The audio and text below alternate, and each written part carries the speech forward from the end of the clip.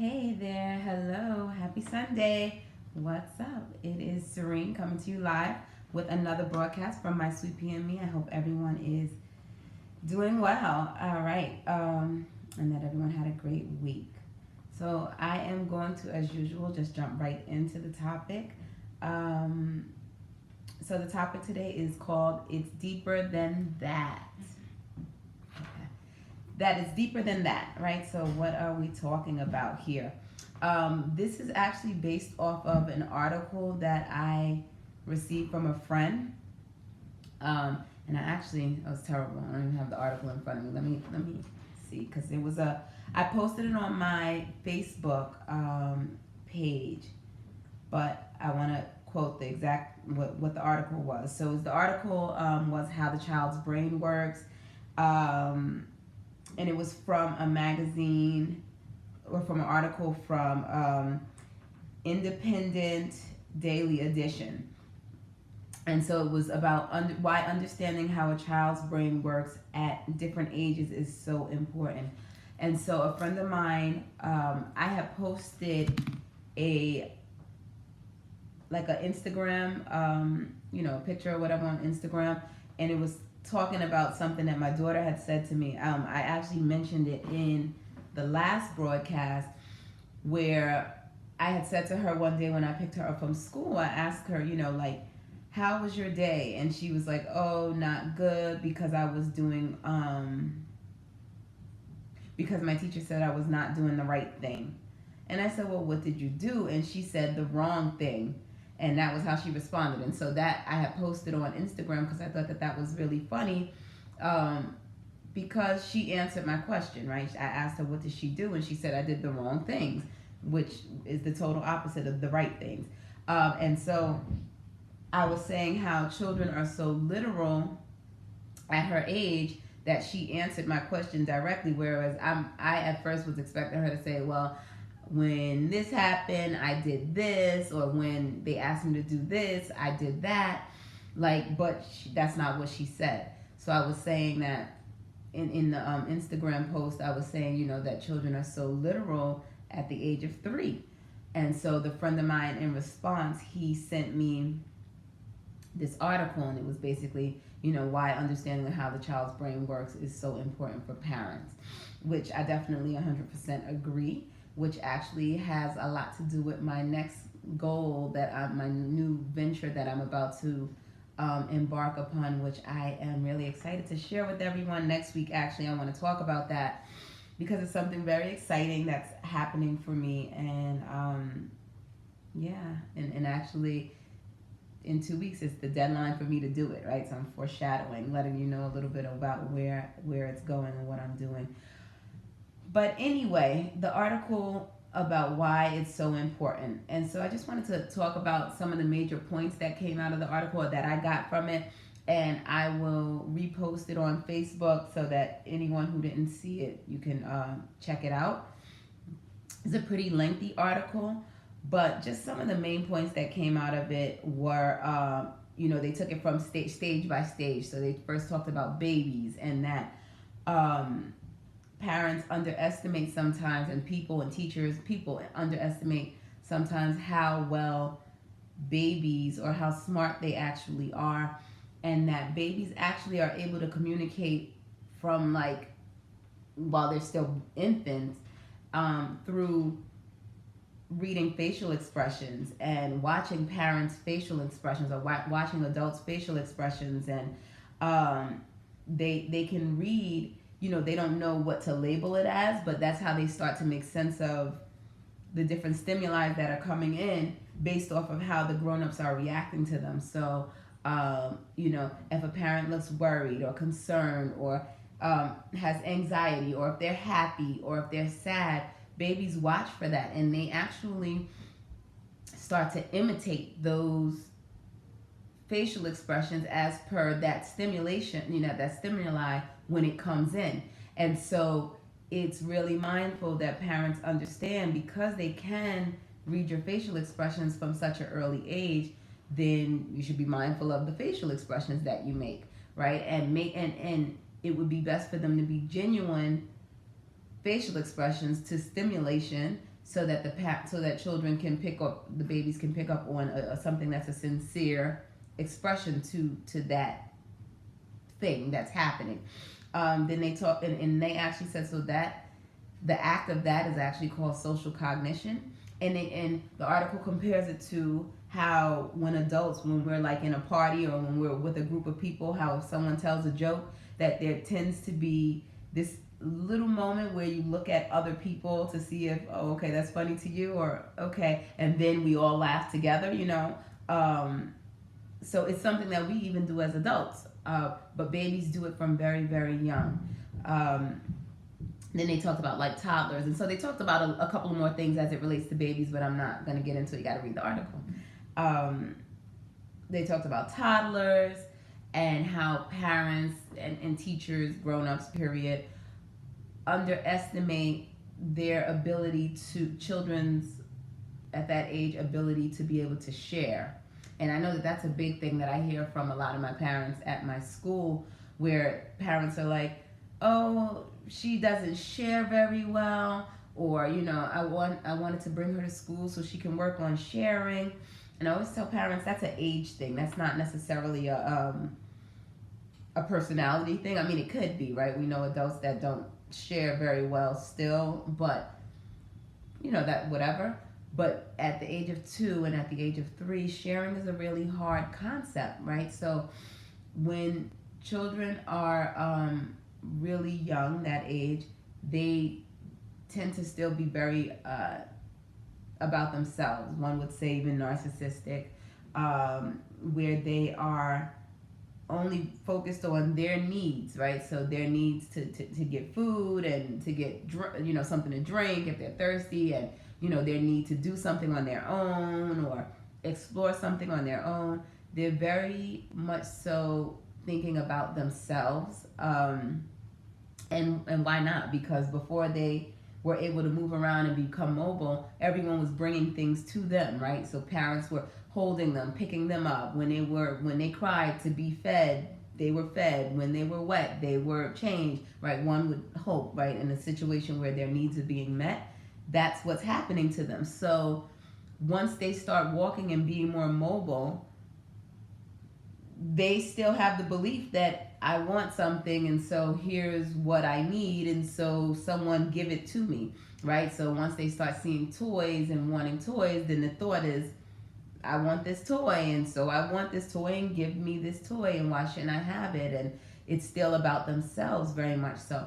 And so 2 years old and 3 years old, it wasn't too much time before that they were getting all their needs met so very quickly. So then you put them in a school setting or a setting where they have siblings that they have to share with, and that's a big concept for them to have to learn, because they have to start to think about someone else besides themselves, and they have to start thinking about someone else's needs, right? Not just the acknowledgement of the person existing, which, you know, if you know, in early childhood, there's a concept called parallel playing, which children who are, parallel play happens usually when they're about 12 months old, or, you know, anything before about 16 to 18 months old. Don't quote me on that, but around that stage, that they can be with other children and just still be doing their own thing. It's called parallel play. They're playing next to them, but they're not necessarily playing with them. And that's because there's not this acknowledgement of the person that's sitting next to them, of the child sitting next to them. And this is not true for all children, but generally speaking, it is.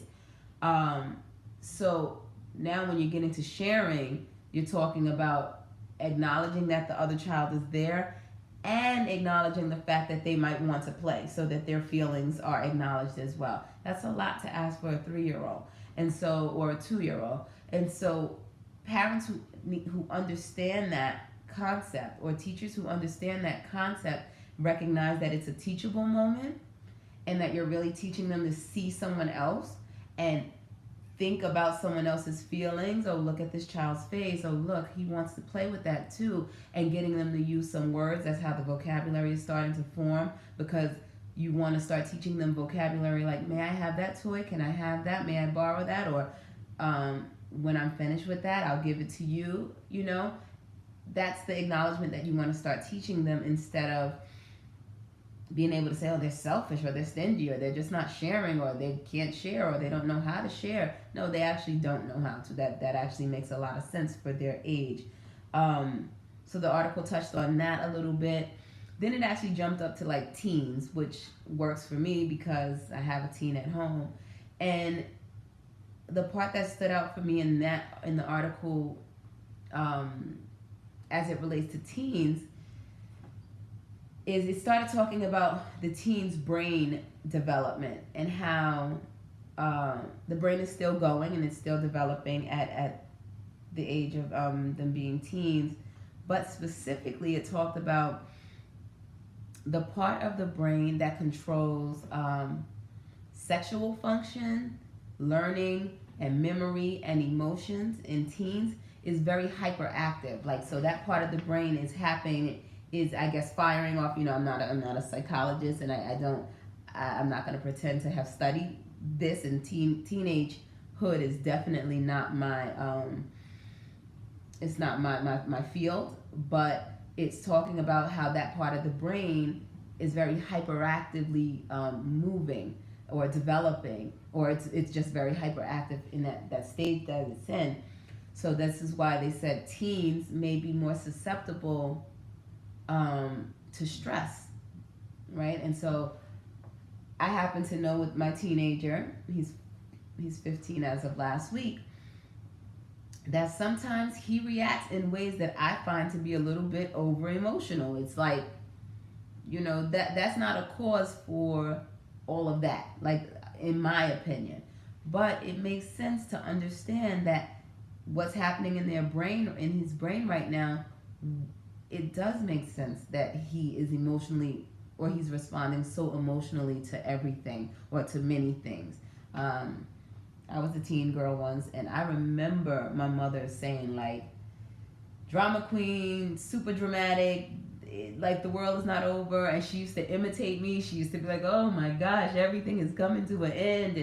And I used to be upset about it, because it was like you were downplaying. I felt like she was downplaying how real and heavy everything felt for me. Like, and it did feel that heavy. Of course, looking back now, at almost 40 years old, I'm like, those things weren't that serious. They weren't the end of the world, obviously, but they still were to me, and that's what matters. And so I think that parents who have a better understanding of where your teen is, might not downplay so quickly how they're dramatizing everything, right? But that, so that's what it did. The article went through, it talked about babies, adolescent, toddlers, and then it talked about teens. There might have been some information in there on adolescent, but I don't recall that. But the main point, and this is why I wanted to bring this up. So like I said, I always bring it back to early childhood, because that's my field. To me, it was so important, because I actually had a parent. I was teaching a class recently, and it was a class with babies, with little ones in it, and they were about 2-year-olds. They were 18 months to 3-year-olds. And so a little boy, he is 2 years old, and he was watching another child have a tantrum. So another little boy had a tantrum over something, and this 2-year-old boy, let's give him a name. His name was Jalen. So Jalen is watching another kid fall out, have a 2-year-old meltdown tantrum, and he's staring at him. And the mom goes, "Mind your business. You're so nosy. Yeah, you fall out like that too. That's right. Mind your business. Come on." And she pulls him away. And everybody responds to their child the way that they respond to their child, and there's definitely no judgment on that, on the way parents respond. However, for a parent who responds that way, I would just challenge you to think about the fact that your 2-year-old is not being nosy. Nosy is a concept that adults can be, right? Nosy would mean that child, that something is going on, right? So to me, this is what nosy means, right? Nosy is something that's going on and it's piqued your attention, or you're engrossed in it, and it absolutely has nothing to do with you. You're not helping the situation. You're just being an onlooker. Now, the reason why that's not the case with children, especially not a 2-year-old, is because that situation is happening in that child's surroundings, and for that child, everything that's happening in their surrounding has something to do with them. It might evoke an emotion, and mostly it might just be piquing their curiosity, because at 2 years old, excuse me, at 2 years old, they're very curious. They've only been here for 2 years. They haven't seen it all, so when they see something, they're interested in seeing it, right? And so instead of attaching such a negative connotation as nosiness onto what they're doing at the moment, it would be best to actually just realize that they are trying to understand what's going on.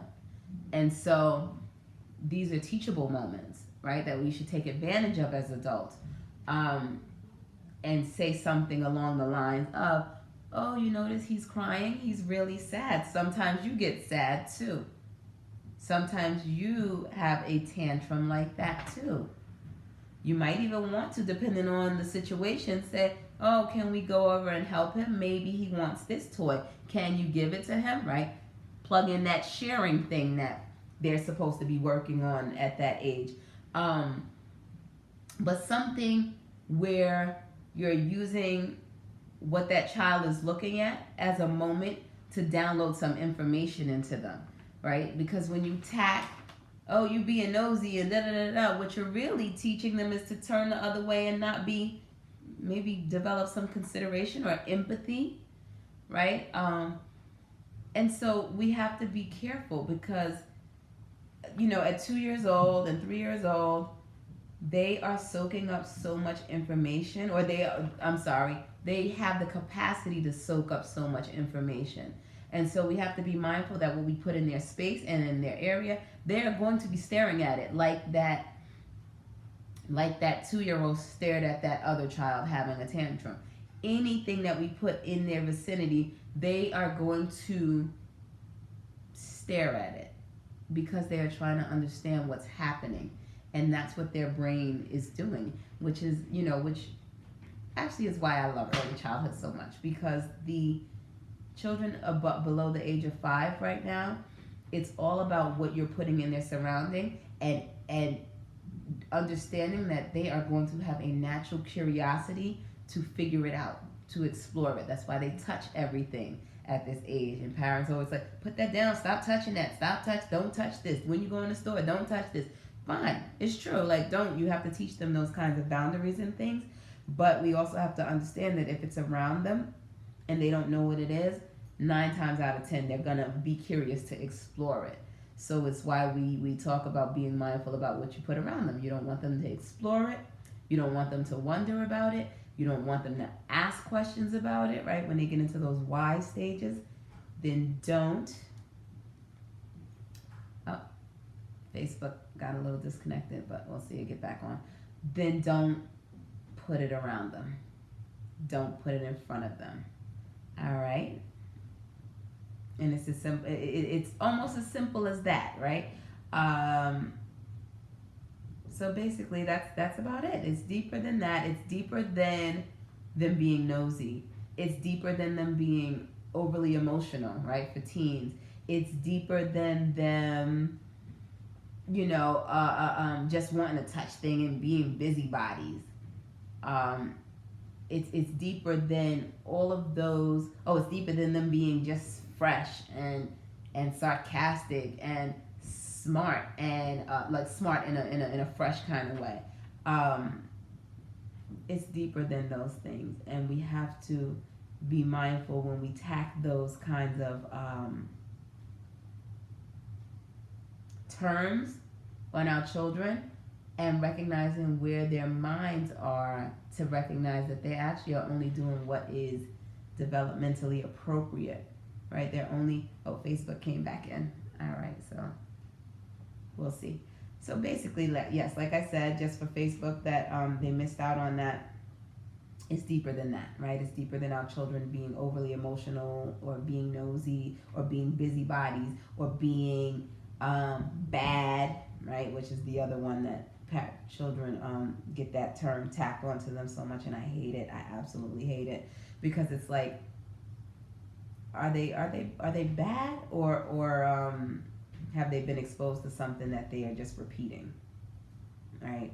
Are they bad, or are they really just being curious, and so they're touching things, and maybe they're being restricted from touching so many things that when they get around things, they just want to touch everything. They need to, because they've not had enough stimulation taken in, and so this is how they're responding.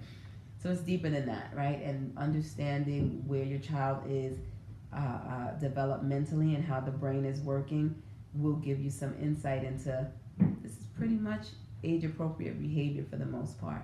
And that's about it.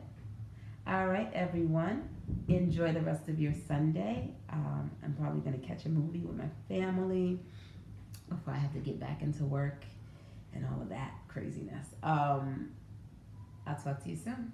See you next Sunday. But if you would like to, email me, send me an email. I'm always looking for ideas for topics. And recently I actually kind of resurrected or started my blogging again. So I'm looking for some writers to hit me up with some